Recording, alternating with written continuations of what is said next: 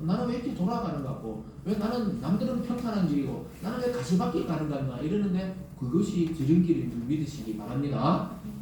그 아무도 아무나 안 하시네. 너무 고통스러운 것 같죠. 그래서 전부 다 가시밭길인 줄 알았는데 가시밭길로 가는 게 지름길이었다는 사실을 깨닫게 되는 것입니다. 그래서 세상의 시각으로 보면 뒤처져 보이잖아요. 남들이 20살에 들어가는데 나 24살에 대학을 들어갔으니까 5년은 늦어 보이고 어떻게 하나. 저희 아버지가 야 이제 어디 공장에 가서 일이나 하지 지금 대학 들어가려고 하노 이러거든요. 공장이 최고인 줄 아시더라고.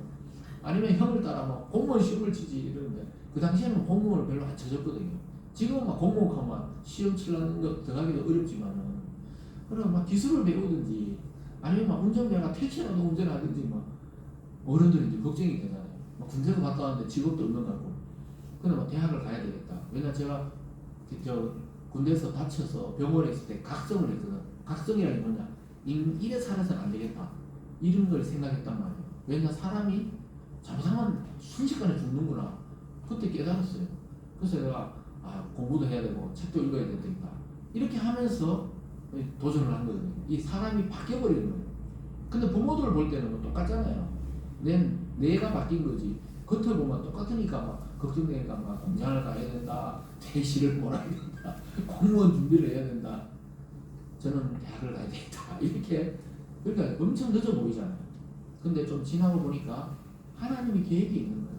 대학을 가게 하고 나중에 또 사회생활 하면 이제 열심히 사회생활하면 끝인 줄 알았는데 하나님이 또 신학을 시키고 목사가 되게 할 계획이 있는 줄을 그때는 몰랐던 거예요. 지나고 보니까 굉장히 지름길로 다가온 겁니다. 저와 여러분들이 다 그렇습니다. 법궤를 앞세우고 가라. 말이 안 되잖아요. 지금 막 쏟아지는 홍수 같은 이 물이 있는데 그 법궤 막 둥둥 떠다닐 건데 이런 생각 할 거 아니에요. 근데 아무도 불평불만하지 않습니다. 왜 그렇습니까? 40년 훈련받은 효과가 이제 나타나는 거예요. 불평불만이 없어요. 예전에 이스라엘 백성들 바로 출애굽 시켰을 때는 늘 불평불만이거든요. 근데 40년 뺑뺑이 돌아보니까 마음이 많이 닫혀 있어요. 그러니까 아무도 불평 없이 그것을 따라가는 것을 보게 됩니다. 그래서 여러분 좀 답답해 보이고 좀 늦어 보여도 늘 말씀을 듣고 우리 인생의 결정적인 일을 결정하시고 그 길을 걸어갈 수 있기를 바랍니다. 그래서 친히 하나님께서 내신 길이 분명히 있습니다. 저와 여러분 분명히 하나님 계획이 있어요. 이 세상에 하나님의 계획과 작정 없이 태어난 사람은 아무도 없습니다. 믿는 자든 믿지 않는 자든 사실은 하나님이 생명 줘서 이 땅에 태어나게 하시고 모든 사람은 고유한 사명이 있습니다. 이 세상에 태어나게 하신 일이 있습니다. 이유가 있습니다. 그것을 믿어야 됩니다.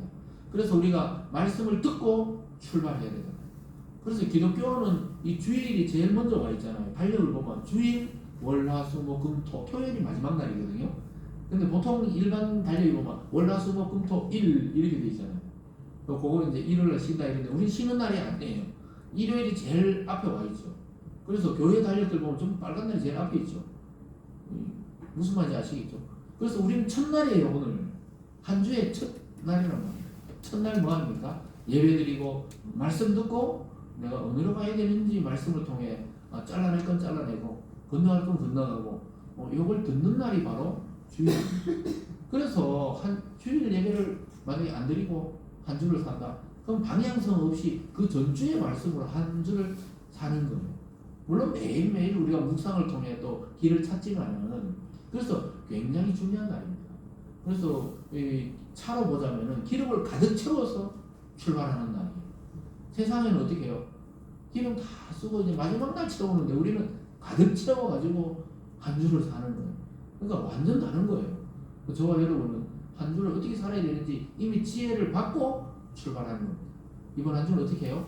성결하게 하고 하나님 말씀을 따라가다 보면 어떻게 해요? 기적이 일어난다는 겁니다. 믿습니까? 오늘 보면 알아요. 마지막 세 번째로 하나님의 말씀대로 행했더니 기적이 일어나는 것을 보게 됩니다. 그래서 14절은 뭐 이렇게 말하죠. 백성이 요단을 건너려고 자기들의 장막을 떠날 때 제사장들은 언약궤를 메고 백성 앞에 나아가니라. 여호수아의 명령대로 또 더 올라가 보면 하나님의 명령대로 백성들은 기다리고 제사장들이 먼저 메고 나아가는 것을 보게 됩니다. 그래서 그 언약궤를 가지고 따라갑니다. 여러분 지금까지 언약궤 이스라엘 백성들은 이 광야를 지날 때는 언약궤가 딱 중간에 있었거든요. 그러니까 언약궤를 중심으로 12지파, 세 지파씩 동서남북으로 진을 치고 있었어요. 그 언약궤가 중심에 있고 백성들이 동서남북으로 이렇게 있었는데 요단강을 건너고 가나안을 정복할 때는 법궤가 제일 앞서갑니다.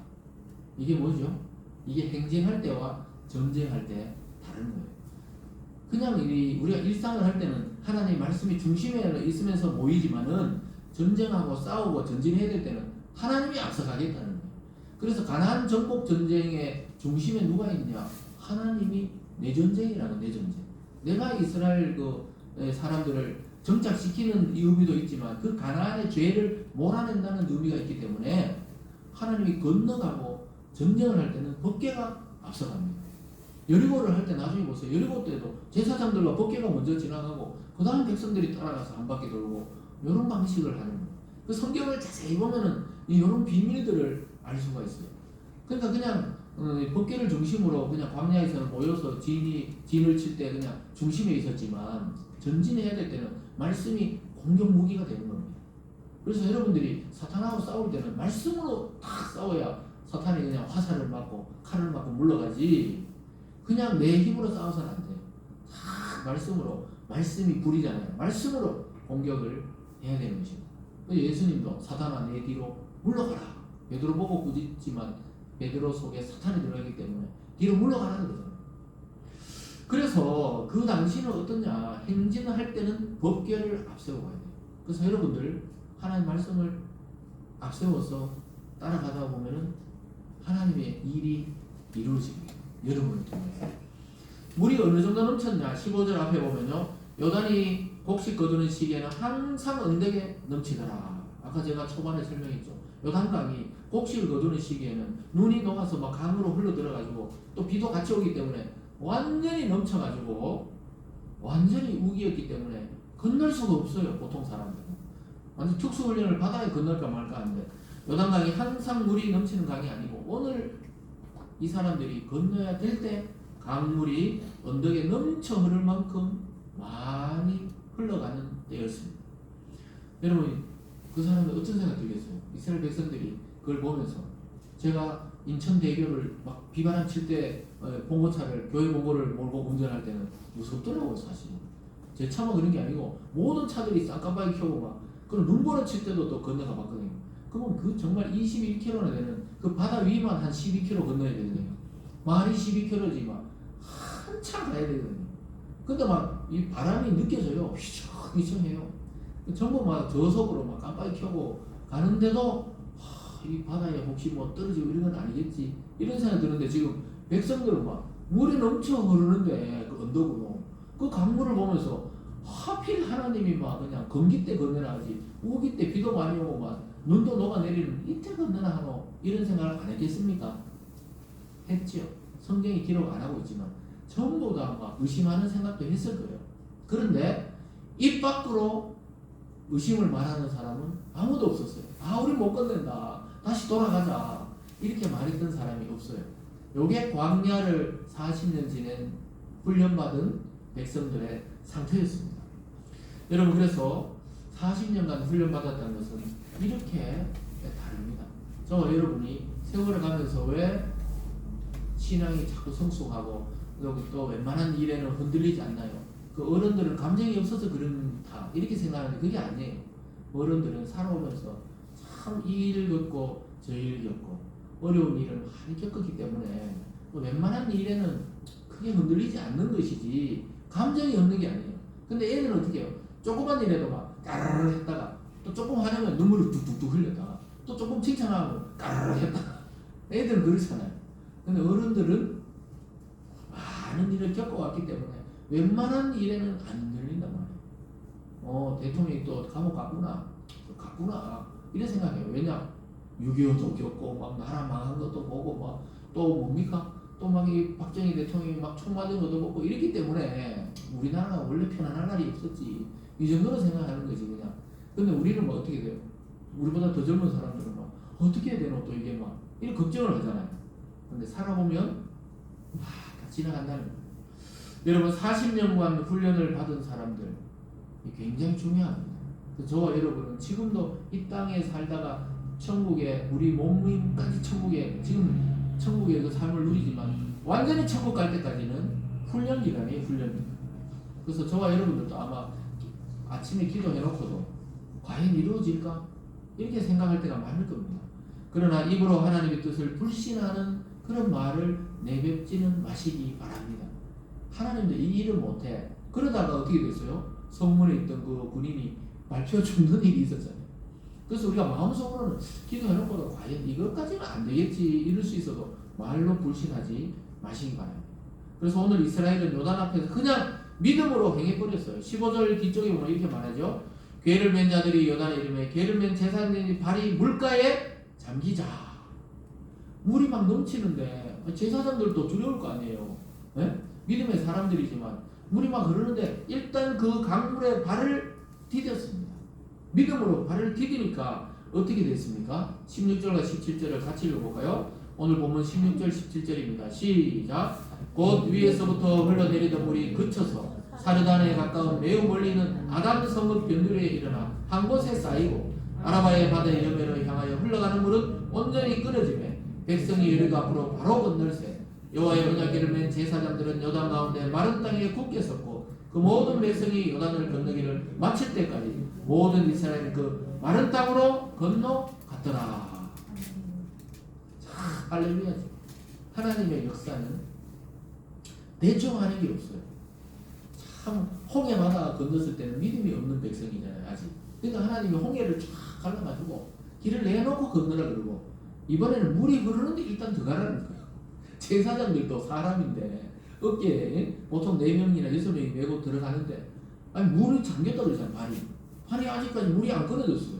근데 조금씩 가다 보니까 어떻게 위에서 흘러내리던 물이 딱 그쳐가지고 사르단이라는 성 그 앞에 매우 멀리 있는 아담이라는 이름의 성 그 변두리에 막 쌓여. 그리고 물이 여매 아라바 바다 여매로 다시 막 흘러가요. 그래서 물이 온전히 끊어졌다 이 말이 한 방울도 이제 그쪽으로 흐르지를 않았던 거예요.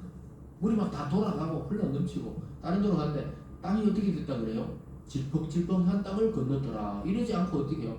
마른 땅으로 건넜다는 겁니다. 이게 할렐루야입니다. 하나님이 하시는 일은 대충 하는 게 없어요. 인간은 대충 물 퍼내놓고 막, 야, 땅이 질지만 일단 건너라 이렇게 됩니다. 하나님은 마른 땅이 되게 하셔서 마른 땅으로 건넌 거예요. 신발을 옷 안 베리고 마른 땅으로 모든 백성이 건널 때까지 제사장들은 뭐 하고 있었어요? 강 중간에 서서 계속 벗개를 메고 있었어요. 왜냐, 이 벗개가 지나가 버리면 물이 또 흐르기 때문에 벗개를 메고 다리가 아프나 아니면 어깨가 아프든지 하루 종일 여러분 200만 명에 가까운 백성이 그 강을 다 건너기까지는 거의 하루 종일 걸렸을 거예요. 그런데 그 계속 메고 서 있는 거예요. 나중에 보면 이 제사장들이 딱 강을 벗어나자마자 또 물이 다시 흐르기 시작한단 말이에요. 오늘 그 장면은 안 나오지만은 그래서 성결하게 하라 또 벗개를 따라 건너라 그 결과가 뭡니까? 하나님의 기적을 경험한 줄 믿으시기 바랍니다. 그래서 하나님의 능력을 해본 성도들은 이처럼 세상이 두려워할 정도입니다. 지금 여리고 앞 그 요단강으로 건넜다 그러잖아요. 여리고는 막 두려워가지고 여리고 성은 막 문을 다 닫아놓고 저 이스라엘이 어떻게 하는가 막 계속 지켜보고 있었거든요. 그 성 안에서 막 도대체 이 사람들이 저 강에 왜 서가 있는지 모르겠고 뭔 상자 같은 걸 메고 막 건너오는데 그 여리고 안에 있는 사람들이 안 그래도 두려운데 물이 탁 섞어렸어. 그 물이 다른 데로 막 흘러가. 그리고 요단강으로 막 건너는 걸 보니까 얼마나 두렵겠습니까? 얼마나 두렵겠어요. 이미 라합이 뭐라 그랬어요? 정탐꾼들 보고 우리는 간담이 녹았고 간담이 녹았단 말이 물을 바닥에 탁 쏟았단 말과 똑같아요. 물을 바닥에 쏟으면은 다시 담을 수 없듯이 여리고의 마음이 이미 땅바닥에 이렇게 가 있는데 이것까지 봤기 때문에 완전히 녹아버려요. 그래서 마른 땅으로 건넜다는 것은 강 밑바닥이 막 보이는데 그 흙이 보송보송할 정도로 그렇게 건넜다는 겁니다. 여러분 하나님의 일은 이렇습니다. 우리가 일하는 것은 되게 어설퍼요. 사람들이 아무리 강물을 퍼내도 땅이 마르는데 며칠 걸릴 거 아니에요. 그 진흙탕을 건너야 되는데 하나님이 하시니까 마른 땅으로 건너갑니다. 그래서 여러분 해결 안 되는 문제 내 힘으로 해결 안 되는 건 잘 됐다 생각하세요. 이것은 하나님이 해결할 문제다 하면서 맡겨버리시면 어떻게 됩니까? 완벽하게 전혀 생각지 못한 방법으로 그것을 건너가게 하실 줄 믿습니다. 그래서 이 일을 통해 이스라엘 광야 이 세대들은 큰 믿음의 실체를 경험했어요. 광야에서 태어나거나 아니면 출애굽할 때 갓난아기 했던 사람들은 10가지 재앙도 보지 못했고 홍해가 갈라진 것도 못 봤고 반석에 물이 나는 것도 보지 못했지만 그저 만나만 먹었거든요. 만나만. 진짜 이런 자연 이 기적을 체험하지 못했는데 오늘 이것을 보면서 이스라엘 백성들은 앞으로도 요단강을 이렇게 건너게 하신 하나님이 여리고나 가나안을 칠 때도 어떻게 해요? 하나님이 하시겠다는 확신